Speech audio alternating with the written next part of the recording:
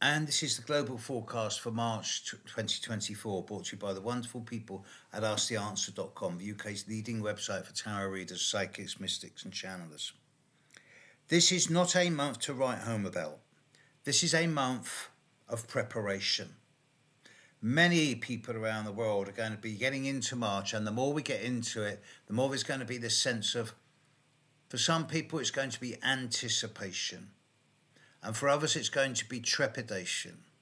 There is this growing sense for a large number of people, more and more people whose intuitions are going to be sending up flares going, oh, something's brewing, something's about to happen, something's about to give.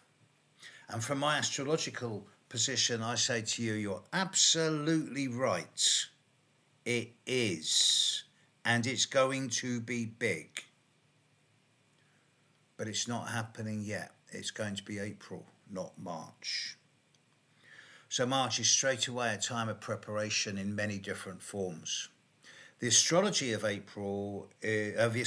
March is fascinating in that it's on the surface quiet.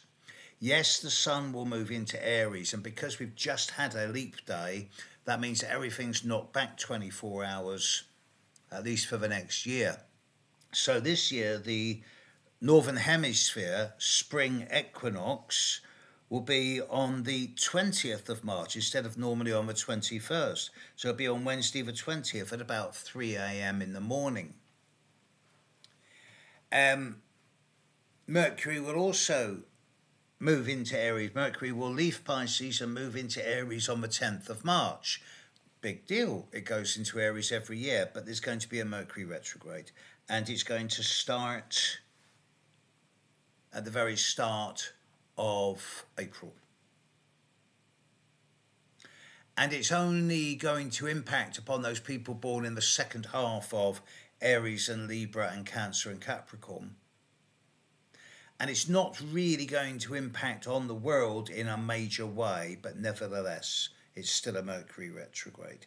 So for all of you, look at the area of the second half of Aries in your own personal horoscope and ask yourself, well, there's some lessons coming up there. Both Venus and Mars are going to leave Aquarius and move into Pisces, which is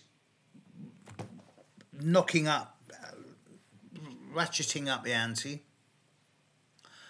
And early into April, Mars and Saturn will come together.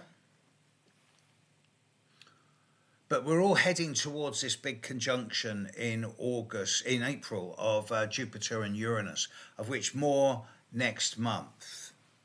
But during April, there's a Mercury retrograde, and we're approaching Mercury retrograde shadow. So there's going to be a lot of mixed signals about what's coming up. And there's a partial eclipse of the moon. This is going to be happening at 5 degrees of Libra around the 25th of March. It's not a big eclipse, but it's enough to add just a little bit more fuel to the fire of uncertainty and trepidation, such as I mentioned earlier. All the outer planets are jockeying for position. The inner planets are like the second hand of a clock, and they're all coming to positions where they're going to affect the outer planets within a short period of time. And I've been waiting for this period of the middle 2 weeks of April 2024 for a very long number of years. And now we're on the cusp of it. And it'd be very easy now for individuals to lose the plot. To go, oh my God, there's going to be massive crises and trauma. How are we going to cope? What's going to happen? Oh, it's awful. No. I prefer to look on the positive side. I prefer to see breakthrough instead of breakdown.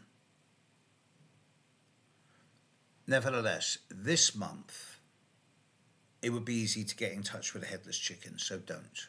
As far as March 24 planet, this is a month of preparation, weeding, pruning, streamlining, clearing the decks, letting go of things, people, situations and environments that are past their sell-by date and have reached the end of their shelf life. None of this is loss. This is clearing the decks so that when the future comes in, as it's going to next month, it can then enter the future without having to negotiate old baggage. You know it makes sense. As far as March 24 goes, clear the decks.